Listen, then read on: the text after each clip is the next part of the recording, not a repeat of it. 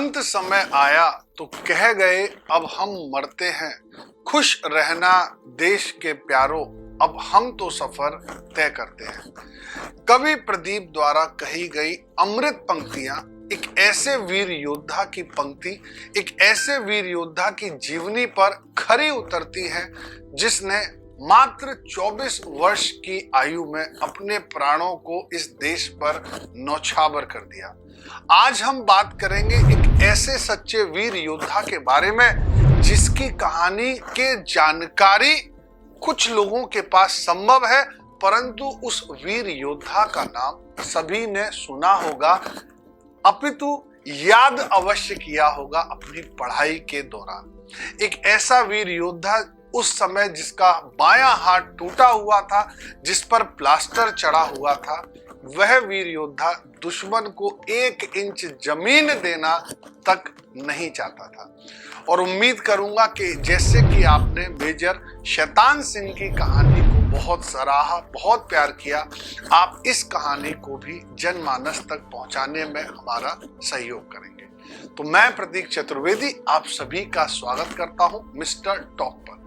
आज हम बात करेंगे मिस्टर टॉक पर पहले देश के सबसे बड़े सैन्य पुरस्कार परमवीर चक्र विजेता मेजर सोमनाथ शर्मा की जीवनी के बारे में। उनकी जीवनी, किस प्रकार उन्होंने देश को बलिदान दिया, मात्र 24 वर्ष की आयु में, सारी जानकारी प्राप्त करेंगे। सबसे पहले उनके बारे में, उनके बचपन के बारे में थोड़ी सी जानकारी ले लेते हैं। मेजर सोमनाथ शर्मा एक सैन्य परिवार, कह सकते हैं कि इनके पिताजी, इनके सिबलिंग यानी इनके भाई बहन जो कि देश को अपने प्राणों का बलिदान दिए जा रहे थे, उसी एक परिवार में मेजर सोमनाथ शर्मा का जन्म 31 जनवरी 1923 को तब के ब्रिटिश इंडिया के पंजाब प्रांत के दड़ गांव कांगड़ा डिस्ट्रिक्ट में हुआ था, जो कि आज हिमाचल प्रदेश में उपस्थित है। आप कभी हिमाचल प्रदेश जाएंगे तो आपको हिमाचल प्रदेश में उस जगह पर म्यूजियम भी मिलेंगे कुमाऊं रेजिमेंट के, जहां पर आपको ये इनके बारे में बहुत कुछ जानकारी मिल सकती है। तो 31 जनवरी 1923 को जन्मे एक ब्राह्मण डोगरा परिवार में इनका जन्म होता है। शुरुआत से ही चूंकि इनके पिता सोमनाथ शर्मा जी के पिता अमरनाथ शर्मा जो कि तब के ब्रिटिश इंडिया आर्मी में कार्यरत थे, तो इनको जो वीरता का गुण है वह विरासत में मिला था। यही इनके मामा कृष्णदेव वासुदेव भी लेफ्टिनेंट थे और युद्ध में शहीद हुए। तो जो एक वीरता का गुण है वो सभी के साथ, और यह अपने मामा से अत्यधिक प्रेरित भी थे। इन्होंने अपने शुरुआती जीवन की पढ़ाई देहरादून के शेयरवुड स्कूल से करी। बाद में Prince of Wales Royal Academy से इन्होंने अपनी आर्मी की पूरी पढ़ाई की और उसके बाद यह हैदराबाद की रेजिमेंट में कमीशन्ड ऑफिसर होते हैं। ये तभी का समय है जब देश अपनी आजादी के लिए लड़ाई कर रहा है और देश में अन्य बहुत सारे ऐसे लोग हैं जो चाहते हैं कि कल का सवेरा देश में आजादी को लेकर आए। तो यही समय जब ये हैदराबाद में जाते हैं, 1947 का समय आते आते, जब आपको मालूम है सभी देसी रियासतों का विलय भारत में हो रहा था, तो हैदराबाद की रेजिमेंट को कुमाऊं रेजिमेंट, जो कि बाद में 4th बटालियन के नाम से जानी गई, उसमें इनको कार्यरत कर दिया जाता है। ये वही समय है जब देश की सारी रियासतें, ऑलमोस्ट सारी रियासतें आपके भारत में विलय पत्र पर हस्ताक्षर कर चुकी थी, लेकिन आपको मालूम होगा 3 रियासतें जो कि भारत में अपना विलय नहीं चाहती थी। उनमें से सबसे बड़ी एक रियासत हम कह सकते हैं जम्मू कश्मीर की रियासत थी। 1947 सरदार वल्लभ भाई पटेल के बार बार समझाने के बाद भी वहां के राजा अपने आप को स्वतंत्र देश एक घोषित कर चुके थे, जिनके पड़ोस में पाकिस्तान और हमारा हिंदुस्तान था, जबकि हमने कभी उनको अपने हिंदुस्तान से अलग नहीं माना था। जब पाकिस्तान को इस बात का पता पड़ा तो उन्होंने अपने कबीलाई को और पाकिस्तानी सेना के कुछ अधिकारियों को और सैनिकों को कबीलाई ड्रेस में कश्मीर में यानी जम्मू कश्मीर में भेजना प्रारंभ किया।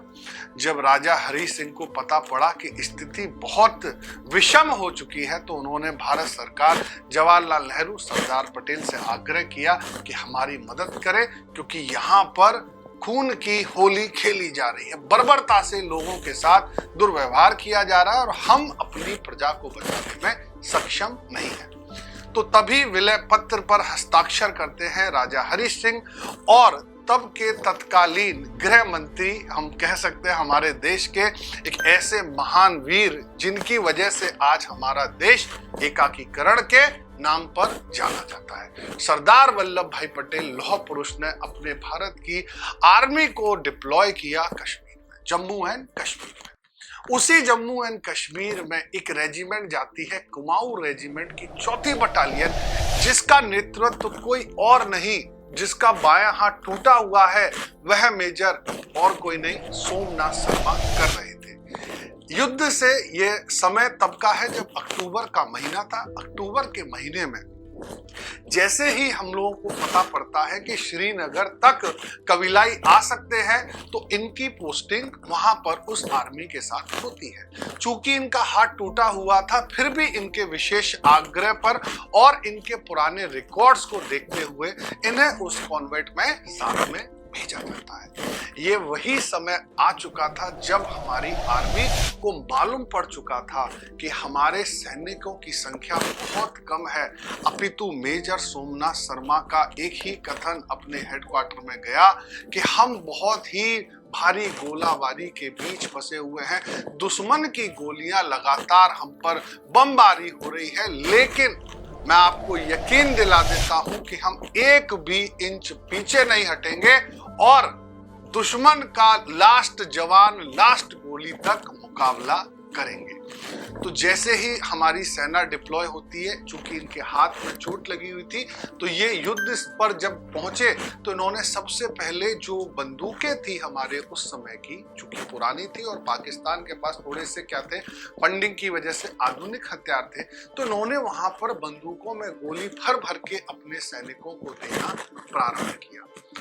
यहां तक कि इन्होंने इस युद्ध से पहले अपने पिता को जो आखिरी युद्ध लिखा था उसमें उन्होंने कहा था, उसकी कुछ पंक्तियां मैं आपको बताता हूं और आपको उस पंक्ति से ही इनकी वीरता के बारे में सब कुछ पता पड़ जाएगा। इन्होंने कहा, मैं अपने कर्तव्य का पालन कर रहा हूं, यहाँ पर मौत क्षणिक भर जरूर है, लेकिन जब मैं भगवत गीता को, मैं श्री कृष्ण के वचन को सुनता हूं और जब श्री कृष्ण जी कहते हैं कि आत्मा तो अमर है, यह ना नष्ट की जा सकती है ना पैदा की जा सकती है, तो फिर मैं सोचता हूँ जब यह शरीर नष्ट होगा तो फिर मुझे बिल्कुल भी घबराहट महसूस नहीं होती। पिताजी, मैं आपको डरा नहीं रहा हूँ, लेकिन मैं आपको बता रहा हूँ कि अगर मैं मर भी गया तो मैं एक वीर सैनिक की तरह ही मरूंगा और अपने देश पर अपने प्राणों को न्यौछावर कर दूंगा। कहा जाता है कि भाई जब कोई वीर सच्चे मन से इस देश की सेवा में लगता है तो प्रकृति उसका साथ पूरी तरीके से देती है।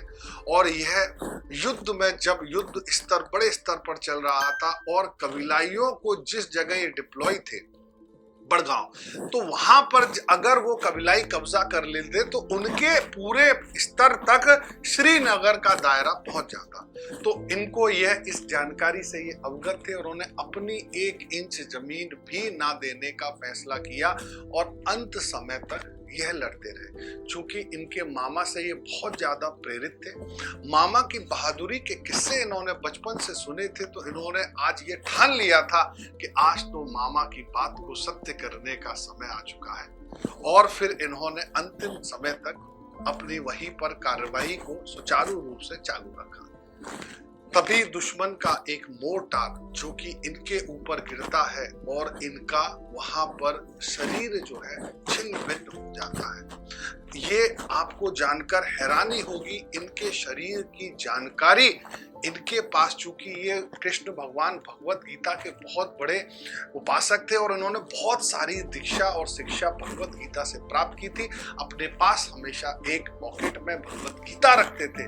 तो और इनकी रिवॉल्वर थी, उसके बट से इनकी पहचान भी थी। ऐसे थे मेजर सोमनाथ शर्मा। बाद में इनके इतने साहस और वीरता के कारण ही देश के सैन्य सर्वोच्च सम्मान परमवीर चक्र से इनको भारत सरकार ने नवाजा और इनके भाई विश्वनाथ शर्मा भी भारत सेना के सेना अध्यक्ष रहे। यानी जो विरासत है, जो हमारे एक खून में होती है देश के लिए बलिदान देना, वो इनके पास पूरी तरीके से इनके वंश में मौजूद था। मैं वंशावली में विश्वास इसलिए कर रहा हूं क्योंकि इनके साथ वो सारी चीजें मैंने इनकी जीवनी में पाई है और आपको ये जानकारी प्राप्त करके बड़ी हैरानी और आपको ऐसा लगेगा कि प्रकृति इस वीर योद्धा के बारे में सब कुछ कह रही थी। इनके भाई की मदर इन लॉ ने ही परमवीर चक्र को डिजाइन किया था और संयोग देखिए, प्रभु की ऐसी इच्छा हुई कि वह परमवीर चक्र सबसे पहले इनको ही प्राप्त हुआ। तो ये मेजर सोमनाथ शर्मा के बारे में जानकारी थी। हम देखिए उनके किए हुए जो उन्होंने देश के लिए बलिदान दिया, हम उस बलिदान की वजह से ही आज हमारी देश की सेना के पास हमारा कश्मीर है। नहीं तो वह समय ऐसा था, देश हमारा आजाद हुआ था, इतने अत्यधिक और आधुनिक हथियार की गैर मौजूदगी के बावजूद भी वो सिर्फ 50 सैनिक 700 सैनिकों पर भारी पड़े थे और उनका नेतृत्व कौन कर रहा था? और कोई नहीं, मेजर सोमनाथ शर्मा। तो देश कभी इनका ऋण नहीं चुका सकता, हम कभी इनका ऋण नहीं चुका सकते। बस आपको और अपनी इस वीडियो के माध्यम से इनको याद कर सकते हैं। और मैं चाहूंगा आप लोग जब भी कोई सुझाव देते हैं, बहुत अच्छे आपके सुझाव आते हैं, हम सभी लोग उस पर काम कर रहे हैं, पूरी टीम हर सुझाव को पढ़ती है और आपके सुझावों पर ध्यान में रखते ही वीडियोस को बनाया जा रहा है। तो उम्मीद करता हूं ये वीडियो आपको अच्छी लगी होगी और अगर अच्छे लगे तो अंत में सभी से एक चीज कहूंगा, यह श्रृंखला को सभी तक पहुंचाइए, इस वीडियो को सभी तक पहुंचाने का कार्य करिए। और मैं प्रतीक चतुर्वेदी अब आपसे विदा लेता हूं। अगली कहानी में फिर आपसे मिलूंगा और इस देश की संस्कृति और वीर योद्धाओं की सच्ची गाथाएं आप तक पहुंचाता रहूंगा। जय।